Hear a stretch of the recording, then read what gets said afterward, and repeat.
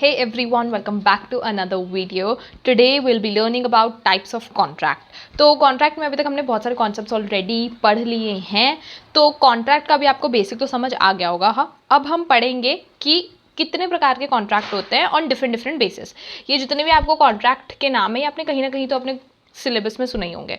So we have broadly divided the contracts into 3 aspects. पहला है कि on the basis of formation कितने contracts होते हैं, ऑन बेसिस ऑफ एनफोर्समेंट कितने टाइप्स के कॉन्ट्रैक्ट होते हैं, और on basis of performance what are the types of contract. पहले I will deal with this, that is on basis of enforcement. अभी वैलिड, वॉइड, वॉइडेबल, इलीगल और void agreement के बारे में हम बात करेंगे. ओके, 5 तरीके के अपने एनफोर्समेंट के बेसिस पे 5 तरीके के अपने कॉन्ट्रैक्ट हम लोग जनरली देखते हैं. तो सबसे पहले बात करते हैं वैलिड कॉन्ट्रैक्ट के बारे में. वैलिड का मतलब क्या होता है? सही. सही मतलब कि ऐसा कॉन्ट्रैक्ट जो बिल्कुल परफेक्ट है, बिल्कुल ओके है, मतलब जिसमें कोई गलती नहीं है. तो जो वैलिड कॉन्ट्रैक्ट होते हैं ना, वो लॉ एनफोर्स करवा सकते हैं. एनफोर्स करवा सकता है मतलब वो कॉन्ट्रैक्ट लॉ परफॉर्म करवा सकता है. अगर कोई पार्टी ने कॉन्ट्रैक्ट करने के बाद अपना ऑब्लिगेशंस उस कॉन्ट्रैक्ट के अंदर, अपनी जिम्मेदारी उस कॉन्ट्रैक्ट के अंदर नहीं फुलफिल की, तो दूसरी पार्टी क्या करेगी? कोर्ट जाएगी और बोलेगी कि हमारे बीच में कॉन्ट्रैक्ट हुआ है और आप इस कॉन्ट्रैक्ट को अब एनफोर्स करवाओ. तो जो लॉ है, मतलब जो हमारा कोर्ट है, वो कोर्ट बोलेगा कि हाँ भाई, दूसरी पार्टी इस कॉन्ट्रैक्ट को आप एनफोर्स करो, इस कॉन्ट्रैक्ट को परफॉर्म करो, आपको अब करना पड़ेगा. तो वैलिड कॉन्ट्रैक्ट कोर्ट परफॉर्म करवा सकता है. वैलिड कॉन्ट्रैक्ट वो होते हैं जिनमें कॉन्ट्रैक्ट के सारे एसेंशियल एलिमेंट्स होते हैं. कॉन्ट्रैक्ट के एसेंशियल एलिमेंट्स क्या क्या होते हैं वो मैंने आपको कॉन्ट्रैक्ट जब पढ़ा रही थी तब बताया था. सेक्शन 10 में दिए गए हैं. सेक्शन 10 में वैलिड कॉन्ट्रैक्ट क्या होता है? कॉन्ट्रैक्ट जिसमें पार्टीज कॉम्पिटेंट है, मतलब कि पार्टीज जो हैं वो 18 साल के ऊपर हैं, साउंड माइंड की है, फ्री कंसेंट दिया गया है, लॉफुल ऑब्जेक्ट और कंसिडरेशन है. वो एसेंशियल जो सेक्शन 10 में, वो सारे एसेंशियल अगर किसी कॉन्ट्रैक्ट में है तो वो कॉन्ट्रैक्ट क्या होगा? परफेक्ट कॉन्ट्रैक्ट होगा, ओके कॉन्ट्रैक्ट होगा. ठीक है, वैलिड कॉन्ट्रैक्ट को आप समझ सकते हो एज परफेक्ट कॉन्ट्रैक्ट. यहाँ पे लिख देती हूँ मैं आपके लिए, छोटे वर्ड में समझ लो, perfect contract. Perfect contract plus with it comes with legal enforceability. Okay, court जाओगे तो ऐसे कॉन्ट्रैक्ट कोर्ट क्या करवाएगा? एनफोर्स करवाएगा. ठीक है, कोर्ट बोलेगा सही कॉन्ट्रैक्ट है और इसको परफॉर्म करके दो. अब फिर आ जाते हैं वॉइड कॉन्ट्रैक्ट. वॉइड का मतलब ही होता है something that has no legal affect और नो लीगल कॉन्सिक्वेंसेस. तो क्या वॉइड कॉन्ट्रैक्ट जो है वो एनफोर्स हो पाएंगे? नहीं हो पाएंगे. वॉइड कॉन्ट्रैक्ट जो है वो एनफोर्स नहीं किया जा सकता बाय लॉ, क्योंकि वॉइड का मतलब ही होता है विद नो लीगल इफेक्ट. तो जब कोई लीगल इफेक्ट होगा ही नहीं तो लॉ क्या एनफोर्स करवाएगा? ओके, तो a contract which ceases to be enforceable by law becomes void. ऐसा कॉन्ट्रैक्ट जो लॉ एनफोर्स नहीं करवा सकता, लॉ परफॉर्म, कोर्ट परफॉर्म नहीं करवा सकता, वो बन जाता है वॉइड कॉन्ट्रैक्ट. ये हमारे 2J सेक्शन 2 के J क्लॉज में भी दिया गया है in the Indian contract act. Bare act मैं खोल के दिखा देती हूँ एक बार, कहाँ दिया गया है. This is where it is, ये रहा J इधर. A contract which ceases to be enforceable by law becomes void when it ceases to be enforceable. अब हम यहाँ पे void contract की बात कर रहे हैं. ठीक है, ये याद रखना. We are not talking about void agreement, we are talking about a void contract. तो void कॉन्ट्रैक्ट कैसे बनता है? Void contract is basically a valid contract when it is made, but later due to some unforeseen supervening event it becomes unenforceable. Void contract एक वो contract होता है जो initially मतलब जब बना था तब तो वो वैलिड था. वैलिड कैसे था? उसमें सारे एसेंशियल एलिमेंट्स थे तो वो वैलिड था. पर जब जैसे जैसे टाइम आगे गया और परफॉर्मेंस का टाइम आया उस कॉन्ट्रैक्ट के, तब कुछ इंसिडेंट की वजह से जो कि किसी भी पार्टी के कंट्रोल में नहीं है, या फिर कोई ऐसा इंसिडेंट जो कि क्वाजा मेजर है, क्वाजा मेजर in the sense natural event है, उसकी वजह से जो है कॉन्ट्रैक्ट परफॉर्म नहीं हो सकता अब, तो वो कॉन्ट्रैक्ट वॉइड बन जाता है. क्यों वॉइड बनता है? क्योंकि वो हम एनफोर्स नहीं करवा सकते. मैं आपको एक एग्जाम्पल लेके समझाती हूँ. ए जो है उसने बी के साथ एक वैलिड कॉन्ट्रैक्ट फॉर्म किया. ठीक है, वैलिड मतलब इसमें हमारे सारे एसेंशियल्स थे कॉन्ट्रैक्ट के. वैलिड कॉन्ट्रैक्ट क्या फॉर्म किया कि मुझे आप, बी जो है वो एक फार्मर है, तो उसने बोला कि I will buy 10 kg of apples जो आपने उगाए हैं, वो आपके 10 kg के apples I will buy it for example 20,000 rupees. तो एक वैलिड कॉन्ट्रैक्ट बन गया. फ्री कंसेंट था, सब एसेंशियल्स थे, ये वैलिड कॉन्ट्रैक्ट बन गया. अब जब कॉन्ट्रैक्ट की परफॉर्मेंस की बारी आई, मतलब जब ये एप्पल के डिलीवरी की बारी आई, एप्पल के डिलीवरी की बारी आई, उस टाइम पे देखा तो बी की जितने भी एप्पल की वो थी फसल थी, एग्रीकल्चर जितना भी था, वो एप्पल जो थे वो सड़ चुके थे और ख़राब हो चुके थे, ठीक है, फॉर एनी रीज़न, बारिश नहीं हुई या उस पर कीड़े लग गए, जो भी, ठीक है, बट जो एप्पल थे वो ख़राब हो चुके थे, तो खेती ख़राब हो चुकी थी बी की। अब बी तो फार्मर है ना, तो बेसिकली वो अपने ही एप्पल बेचने वाला था, अब उसके एप्पल ख़राब हो गए, तो यहाँ पे क्या हो जाएगा, यहाँ पे कॉन्ट्रैक्ट बन जाएगा वॉइड। यहाँ पे क्या हुआ, एक वैलिड कॉन्ट्रैक्ट जो बनने के टाइम पे बिल्कुल वैलिड था, वो अब यहाँ पे वॉइड बन गया। क्यों बन गया वॉइड? क्योंकि अब इस कॉन्ट्रैक्ट को हम परफॉर्म नहीं कर सकते। परफॉर्म वो तब होता जब बी अपने एप्पल 10 kg एप्पल जो है वो इसको डिलीवरी करता, तब ये हमारा कॉन्ट्रैक्ट परफॉर्म हो सकता था, पर अब हमारा कॉन्ट्रैक्ट बन गया है वॉइड। और ऐसे कॉन्ट्रैक्ट को तो कोर्ट भी परफॉर्म नहीं करवा सकता। कोर्ट क्या ही बोलेगा ना इसमें, कोर्ट के पास आप जाओगे तो वो क्या ही बोलेगा, अब ए इसको स्यू भी नहीं कर सकता बी को, ए इस पे केस भी नहीं कर सकता। क्यों नहीं कर सकता? क्योंकि कॉन्ट्रैक्ट परफॉर्म ही नहीं हो सकता। कॉन्ट्रैक्ट बेसिकली इम्पॉसिबल हो गया है टू परफॉर्म। कोर्ट थोड़ी अब 10 kg के एप्पल की खेती करेगा, कोर्ट थोड़ी करेगा ना तुम्हारी हेल्प, कैसे ही कर पाएगा कोर्ट? कोर्ट का काम है दो पार्टीज के बीच में सुलह करवाना, और सुलह अब हो नहीं सकती क्योंकि एप्पल सड़ चुके हैं, तो कैसे ही सुलह होगी? तो यहाँ पे जब कॉन्ट्रैक्ट इम्पॉसिबल बन रहा है ड्यू टू सम कंडीशंस, जो कि पहले वैलिड था वो बाद में वॉइड बन जा रहा है और वो एनफोर्स नहीं करवा सकता court, that is called a void contract. Okay, क्यों वॉइड है? क्योंकि अब उसका हमारा कोई अफेक्ट नहीं है, उसका कोई हम रियलिटी में उसको हम कोई परफॉर्मेंस नहीं दे पा रहे हैं, कोई काम नहीं हो पा रहा है उस कॉन्ट्रैक्ट से, तो वो बन जाता है वॉइड। एक चीज़ ये भी देख लो कि situations where a contract become void, किस किस सिचुएशंस में कॉन्ट्रैक्ट वॉइड बन जाता है, जैसे कि सब्सिक्वेंट इम्पॉसिबिलिटी। सब्सिक्वेंट इम्पॉसिबिलिटी मतलब जब कॉन्ट्रैक्ट बन रहा था तब वो पॉसिबल था, है ना, कॉन्ट्रैक्ट जब बन रहा था तब एप्पल की खेती हो रही थी, पर बाद में एप्पल सड़ गए या फिर फसल खराब हो गई, तो उसके वजह से कॉन्ट्रैक्ट बन गया impossible.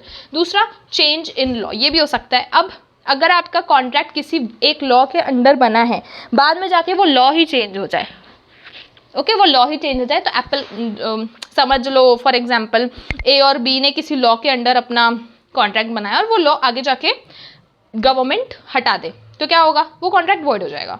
Loss of subject matter, यहाँ पे सब्जेक्ट मैटर क्या था मेरे एग्जाम्पल में, एप्पल। लॉस ऑफ पार्टी, अब ए बी के बीच में कॉन्ट्रैक्ट हुआ, loss of party in the sense B की डेथ हो गई समझ लो फॉर एग्जाम्पल, तो ए कैसे परफॉर्म करेगा ना, बी जब डेथ ही हो गई उसकी, तो कॉन्ट्रैक्ट क्या हो जाएगा, वॉइड हो जाएगा। तो ये कंडीशंस के अंदर एक वैलिड कॉन्ट्रैक्ट एक वॉइड कॉन्ट्रैक्ट बन जाता है एंड इट बिकम्स अनएनफोर्सेबल। अब आ जाओ वॉइड अग्रीमेंट्स के ऊपर। Void agreements are different from void contracts. क्यों? क्योंकि पहले अग्रीमेंट बनता है, वो अग्रीमेंट बाद में जाके जब लीगली एनफोर्सेबल बनता है तब कॉन्ट्रैक्ट बनता है। वॉइड अग्रीमेंट्स क्या होते हैं? वॉइड अग्रीमेंट्स जो हैं वो भी लॉ के द्वारा अनएनफोर्सेबल ही होते हैं, पर वो अग्रीमेंट जो है वो स्टार्टिंग से ही अनएनफोर्सेबल होता है, स्टार्टिंग से ही वॉइड होते हैं। कैसे? क्योंकि मैंने अभी आपको बताया कि यहाँ पे ये स्टार्टिंग में वैलिड था। क्यों? क्योंकि इसमें सारे एसेंशियल एलिमेंट थे कॉन्ट्रैक्ट को बनाने के, बाद में जाके ये बना वॉइड। बट जो हम वॉइड अग्रीमेंट्स की बात अभी कर रहे हैं, यहाँ पे we are talking about void agreements. ऐसे अग्रीमेंट्स वॉइड अब इनिशियो होते हैं। Void ab initio is a Latin phrase जिसका मतलब होता है void from starting, from starting और फ्रॉम द इनिशियल फेज, ठीक है। तो जो वॉइड अग्रीमेंट्स होते हैं they are void ab initio. जब से कॉन्ट्रैक्ट बना है तब से ही कुछ कंडीशंस की वजह से ये कॉन्ट्रैक्ट गलत होते हैं, ये कॉन्ट्रैक्ट्स फॉर्म ही नहीं होते हैं। तो let's see what does it says, these are unenforceable by law. क्यों अनएनफोर्सेबल? बिकॉज ये गलत तरीके से बने। आप वॉइड अग्रीमेंट्स वो अग्रीमेंट्स हैं जो गलत तरीके से बने हैं, जो नहीं बनने चाहिए। They lack essential legal validity. Okay, जितने भी हमने असेंशियल सेक्शन 10 में हमने बात की थी एक वैलिड कॉन्ट्रैक्ट की, उनमें से अगर एक भी असेंशियल नहीं होगा तो वो क्या होगा, एक वॉइड अग्रीमेंट होगा।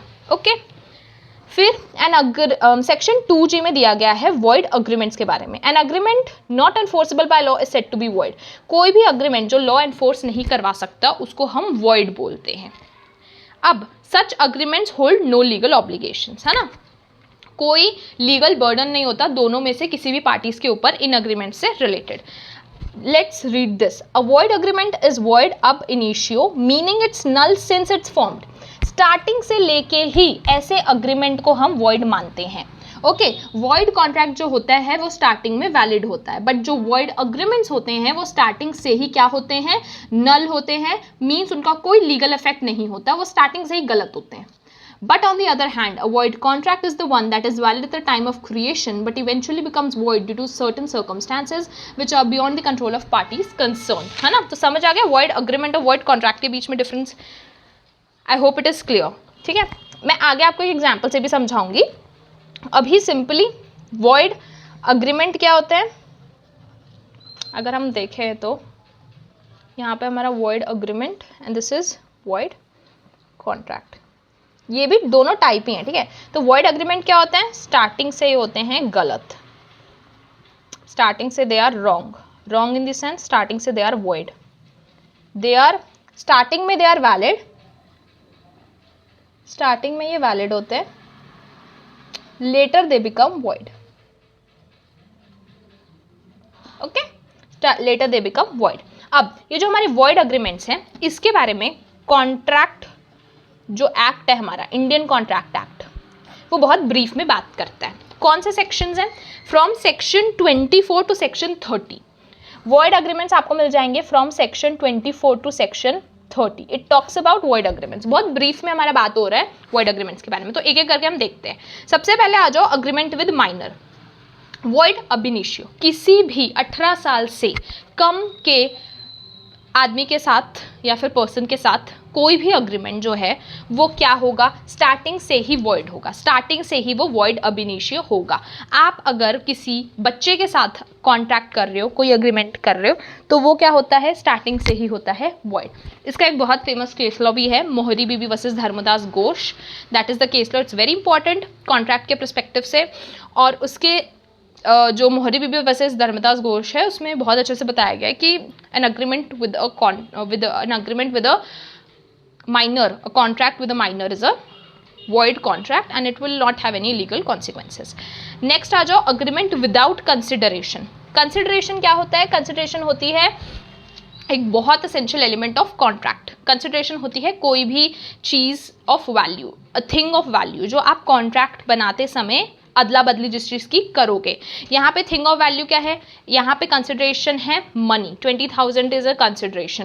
एप्पल की वजह से हम कर रहे हैं तो एप्पल इज दी ऑब्जेक्ट. ठीक है, कंसिडरेशन क्या है, 20,000 रुपये.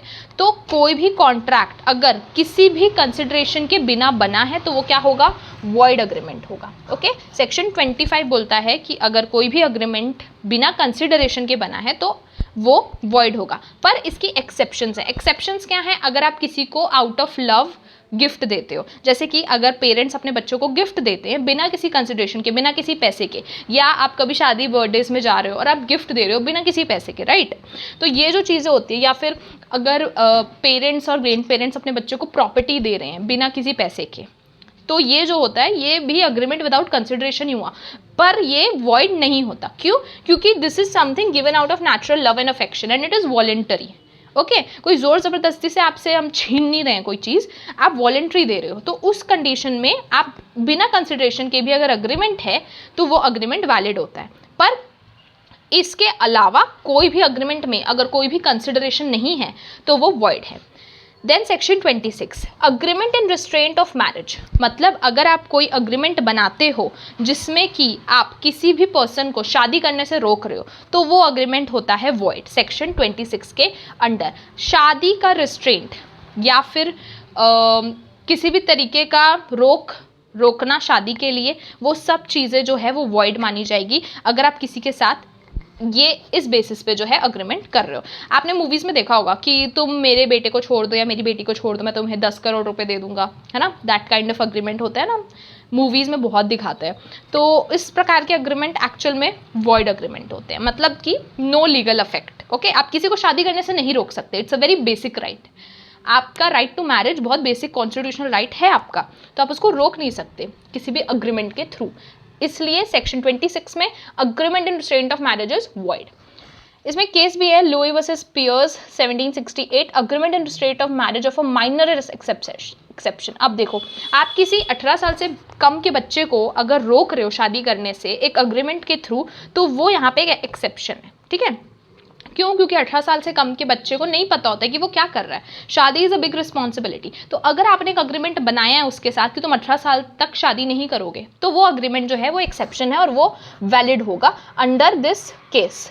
इस केस में बोला गया था ऐसा. Now section 27 agreement in restraint of trade. अब आप किसी को कोई भी बिजनेस कोई भी ट्रेड करने से रोक नहीं सकते अंडर एन अग्रीमेंट। सेक्शन 27 में वो वॉइड होता है। आप कोई भी ऐसा कॉन्ट्रैक्ट, आप कोई भी ऐसा अग्रीमेंट नहीं बना सकते जिसमें आप सामने वाले को कोई भी काम करने से, कोई भी बिजनेस करने से, okay, we are talking about particularly about business, कोई भी बिजनेस करने से रोक नहीं सकते अंडर एन अग्रीमेंट। ऐसे प्रकार का कोई भी अग्रीमेंट जो है वो होगा void under section 27। Then we have section 28 agreement in restraint of legal proceeding. Legal proceeding मतलब कि आप किसी के साथ एक ऐसा अग्रीमेंट नहीं बना सकते जिसमें कि आप सामने वाले को अपने ऊपर केस करने से या कोर्ट को अप्रोच करने से रोकोगे। ऐसे अग्रीमेंट को भी हम वॉइड बोलते हैं अंडर सेक्शन 28, है ना। मतलब कि अगर दो लोग, फॉर एग्जाम्पल ए बी, इसमें ए और बी का कॉन्ट्रैक्ट चल रहा है। ए कॉन्ट्रैक्ट में क्या लिखता है कि अगर हम लोग का बिजनेस ठीक नहीं हुआ, अगर कोई भी डिस्प्यूट हुआ हमारे बीच, कोई भी अगर बिजनेस डिस्प्यूट हुआ तो बी कोर्ट नहीं जा सकता। ऐसा आप अगर कोई अग्रीमेंट बना रहे हो तो ये अग्रीमेंट क्या होगा, वॉइड। ऐसा कोई भी अग्रीमेंट वैलिड नहीं होता है, वॉइड मानते हैं इसको, वॉइड अब इनिशियो मानते हैं, स्टार्टिंग से ही वॉइड मानते हैं। देन इसकी एक एक्सेप्शन है आर्बिट्रेशन अग्रीमेंट। आर्बिट्रेशन अग्रीमेंट क्या होता है कि जब बड़ी बड़ी कंपनीज बिजनेस करती हैं तो वो बोलती हैं कि अगर इस बिजनेस में हमारी लड़ाई हुई, कोई भी डिस्प्यूट हुआ, तो हम कोर्ट ना जाकर, we won't go to court, हम इसको कोर्ट में नहीं सेटल करेंगे, हम इसको सेटल करेंगे आर्बिट्रेशन के थ्रू। आर्बिट्रेशन होता है out of court settlement method, जहाँ पे दोनों पार्टीज मिलकर समझौता करती हैं, ठीक है। तो एक आर्बिट्रेशन लीगली रिकॉग्नाइज्ड मेथड है, ये लीगल है, आप ऐसा कर सकते हो। आउट ऑफ कोर्ट मेथड होता है ये, मतलब कोर्ट जाने के बजाय इस तरीके से हम अपना डिस्प्यूट सॉल्व करेंगे। तो अगर ऐसा कोई अग्रीमेंट है तो ये अग्रीमेंट वैलिड है, इसको हम एक्सेप्शन मानते हैं under section 28। Arbitration agreement is an exception. अब एक केस लॉ भी देख लो इसी के अंदर। इट टॉक्स अबाउट मुंशी अमीर Ali versus Inderjeet Coir 1871. It talks about that the right to appeal does not come within the purview of this section. A party to a suit can agree not to appeal against the decision. Right to appeal मतलब कि अगर आप agreement बना रहे हो कि आप जब ऑर्डर आ जाए तो उसके अगेंस्ट अपील मत करना, तो वो राइट अगर आप जो है यहाँ पे इन्फ्रिंज कर रहे हो, रिस्ट्रेन कर रहे हो, तो वो राइट यहाँ पे वॉइड नहीं माना जाएगा। राइट टू अपील को आप रिस्ट्रिक्ट कर सकते हो, ओके। अपील आगे करने के लिए आप एक अग्रीमेंट बना सकते हो कि प्लीज मत करना आगे अपील, आप अग्रीमेंट बना सकते हो, वो अग्रीमेंट वॉइड नहीं होगा। Now let's move to section 30 agreement by way of wager. Wager का मतलब होता है बेट करना, मतलब कि अगर बेटिंग करना, basically this is betting by way of wager. Wager का मतलब होता है बेट्स। ए ने बी को बोला कि मैं तेरे को 10,000 रुपये दूंगा if India wins today's match.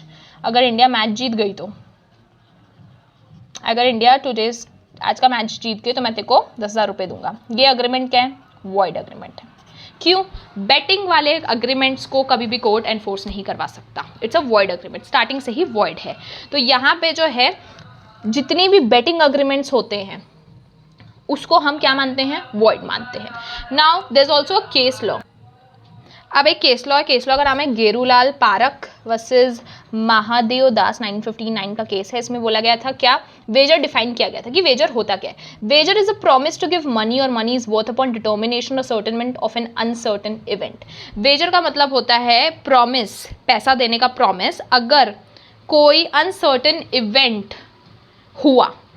क्या है अनसर्टेन इवेंट, कुछ भी हो सकता है। अगर इंडिया मैच जीत गई, ये अनसर्टेन इवेंट है, ये आप प्रिडिक्ट ही कर सकते हो, आप सर्टनली नहीं बोल सकते। या फिर अगर इसने बोला कि आज अगर बारिश हुई तो मैं तेरे को पैसे दूंगा, तो ये एक अनसर्टेन इवेंट है ना। कितना भी वेदर फोरकास्टिंग कर लो, ये नहीं पता लगा सकते आप 100% कि आज बारिश होगी ही, वो तो सिर्फ इंद्रदेव को ही पता है ना। तो ये अनसर्टेन इवेंट्स को हम वेजर बोलते हैं।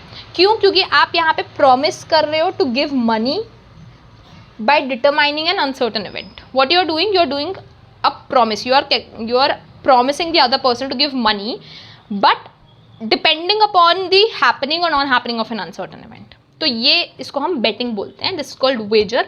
और वेजरिंग अग्रीमेंट्स, बेटिंग अग्रीमेंट्स हम वॉइड मानते हैं अंडर सेक्शन 30, ये याद रखना। बेट लगा के कोर्ट मत चले जाना कि यार इसने मेरे को प्रॉमिस किया था 10,000 रुपये देने का और इंडिया जीत गई है, मुझे 10,000 रुपये चाहिए।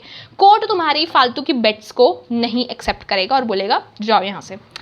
सेक्शन 24 है हमारा agreements with law unlawful object और कंसिडरेशन। गलत चीज़ों के लिए अग्रीमेंट बनाना वॉइड है।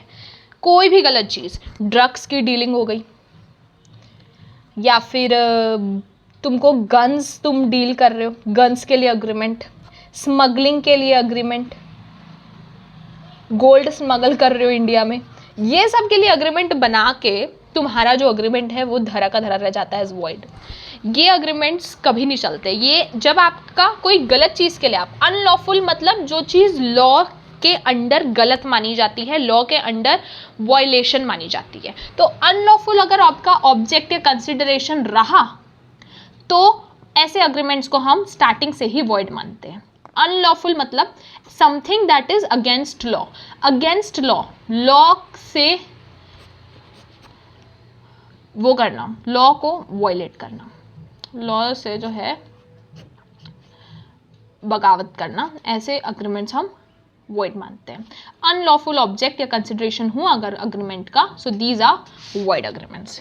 Then we talk about voidable contract. अब हमारे वॉइड अग्रीमेंट्स इतने ही थे, अब हम बात करते हैं वॉइडेबल कॉन्ट्रैक्ट के बारे में। देखो वॉइडेबल कॉन्ट्रैक्ट जो मैं आपको बता रही थी, फ्रॉड पढ़ाया मैंने, मिस्टेक पढ़ाया, misrepresentation, undue influence and coercion, ये जो मैंने कॉन्सेप्ट्स पढ़ाए हैं इसमें आपको पता है कि वॉइडेबल अग्रीमेंट क्या होता है। Misrepresentation, coercion we have, and we have undue influence. Okay, ये जो हमारे कॉन्सेप्ट मैंने पढ़ाए हैं पिछली वीडियोस में बहुत सारे, इसमें अगर आपका कॉन्ट्रैक्ट इन एलिमेंट्स के अंडर बना है, किसी ने आपको धोखा दिया है, आपने गलती से कॉन्ट्रैक्ट बना लिया कोई गलती के अंदर, अनड्यू इन्फ्लुएंस, कोई आपको दबाव डाल के, प्रेशर डाल के कॉन्ट्रैक्ट बना रहा है, कोअर्जन, कोई प्रेशर में आपको बेसिकली आपको दबाव डाल के अग्रीमेंट बना, मिसरिप्रेजेंटेशन, कोई धोखाधड़ी करके आपसे अग्रीमेंट बनाया। इन केसेस में अग्रीमेंट क्या होगा, जो पार्टी के साथ धोखा हुआ होगा या जो पार्टी के साथ गलत हुआ होगा ना, वो पार्टी जो है उस कॉन्ट्रैक्ट को एनफोर्स करवा सकती है। वॉइडेबल क्या होता है बेसिकली, वॉइडेबल कॉन्ट्रैक्ट जो है वो एक पार्टी की मर्जी के ऊपर डिपेंड करते हैं। कोई भी अगर इनके बीच में कॉन्ट्रैक्ट हुआ और बी के साथ हो गया फ्रॉड, या जो मैंने अभी आपको बताया इनमें से कुछ भी हो गया, अगर बी के साथ मिस्टेक विस्टेक कुछ भी हो गया, तो बी यहाँ पे क्या है, डिसएडवांटेज्ड पार्टी, डिसएडवांटेज्ड पार्टी हो गई बी यहाँ पे, या फिर इंजर्ड पार्टी हो गई, इसके साथ धोखा हुआ ना, यहाँ पे क्या हो गई, विक्टिम हो गई बी। तो बी क्या कर सकती है, बी अब इस कॉन्ट्रैक्ट को वॉइडेबल, अब ये कॉन्ट्रैक्ट बन जाएगा वॉइडेबल, मतलब कि बी के विशेस के ऊपर है कि उसको इस कॉन्ट्रैक्ट को एनफोर्स करवाना है कि नहीं करवाना, कंप्लीट करवाना है कि नहीं करवाना। अगर बी चाहे तो इसको वॉइड डिक्लेयर करवा सकती है कोर्ट जाके, अगर बी चाहे तो इसको परफॉर्म करवा सकती है। तो वॉइडेबल कॉन्ट्रैक्ट क्या होता है, वॉइडेबल कॉन्ट्रैक्ट वो कॉन्ट्रैक्ट होते हैं that is void, which are void on the option of one party. मतलब ये वॉइड हो भी सकते हैं, वॉइड नहीं भी हो सकते हैं। किसके ऊपर डिपेंड करता है, बी के ऊपर डिपेंड करता है। क्यों बी के ऊपर डिपेंड करता है, क्योंकि यहाँ पे बी डिसएडवांटेज्ड हो गई है due to fraud, misrepresentation, undue influence, coercion और क्या था, मिसरिप्रेजेंटेशन, मिस्टेक। इसकी वजह से बी जो है डिसएडवांटेज्ड हो गई है, इंजर्ड हो गई है, विक्टिम पार्टी हो गई है। तो बी डिसाइड करेगी कि ये कॉन्ट्रैक्ट को वॉइड डिक्लेयर करे कि इसको परफॉर्म करवाए। Okay, so this is what a voidable contract is. An agreement which is enforceable by law at the option of one or more parties but not at the option of the other party is a voidable contract. किसका option की बात कर रहे हैं हम यहाँ पे, B के ऑप्शन की। किसके पास ऑप्शन है इसको कॉन्ट्रैक्ट को इन्फोर्स करवाने का, बी के पास।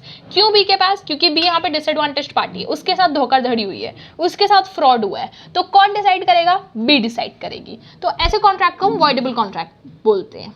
चाहे तो बी एनफोर्स करवा सकती है, चाहे तो बी वॉइड करवा सकती है, वो बी के ऊपर है, उस पार्टी के ऊपर है जिसके साथ कॉन्ट्रैक्ट में गलत हुआ है।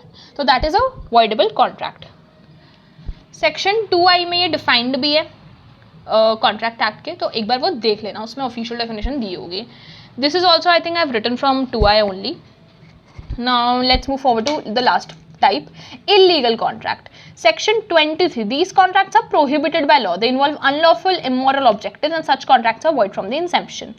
Illegal contract वही होते हैं जो यहाँ पे अनलॉफुल ऑब्जेक्ट और कंसिडरेशन के अंडर बने होते हैं, जो हमने यहाँ पढ़ा वही होते हैं. इलीगल क्यों है? क्योंकि ये लॉ के अगेंस्ट बने, लॉ को ये वॉयलेट करते हैं. तो ऐसे कॉन्ट्रैक्ट्स जो वॉयलेशन है ऑफ लॉ, ऐसे कॉन्ट्रैक्ट्स को हम क्या बोलते हैं? इलीगल कॉन्ट्रैक्ट बोलते हैं.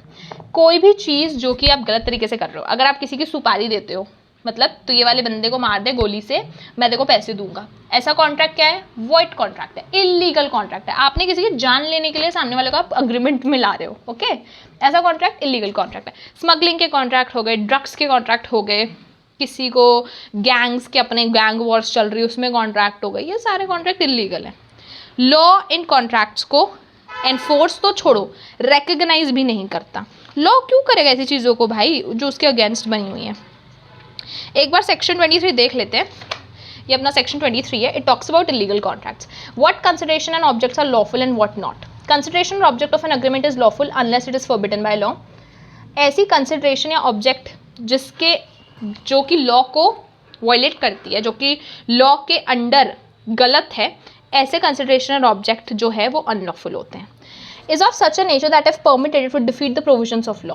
अगर कोई लॉ बनाए और आप उस लॉ के प्रोविजंस को, आपका अग्रीमेंट डिफीट कर रहा है, उस लॉ के प्रोविजंस को आपका अग्रीमेंट वायलेट कर रहा है, तो आपका अग्रीमेंट क्या होगा? Unlawful. Then we have fraudulent. कोई भी फ्रॉड रिलेटेड ऑब्जेक्ट और कंसिडरेशन जिसमें आप सामने वाले को धोखा दे रहे हो, आप अगर पैसों की फिरौती कर रहे हो, आप अगर बैंक से पैसे चोरी कर रहे हो, तो ऐसी कॉन्ट्रैक्ट्स क्या होते हैं? वॉइड होते हैं. इन्वॉल्व्स और implies injury to the person और प्रॉपर्टी ऑफ अनदर. अगर आप किसी अग्रीमेंट के अंदर किसी के घर के अंदर चोरी करने जा रहे हो कि मैं चोरी करके लाऊंगा इतने सामान की और फिर हम वो सामान बाद में बांट लेंगे, तो ऐसा कॉन्ट्रैक्ट क्या है? ऐसा कॉन्ट्रैक्ट वॉइड है, अनलॉफुल है. क्यों? क्योंकि it is injurious to a person and property of another.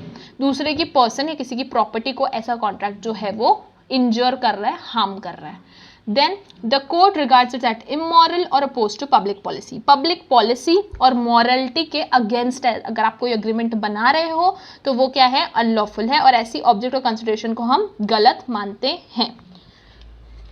So this is our last type of contract which is illegal contract. तो ये हमारे टाइप्स ऑफ कॉन्ट्रैक्ट थे. I hope you have understood. Easy हैं, ज़्यादा कुछ difficult नहीं है, but हाँ थोड़े कॉन्सेप्ट अच्छे से पढ़ोगे समझोगे तो आ जाएगा समझ. बाकी thank you for watching the video.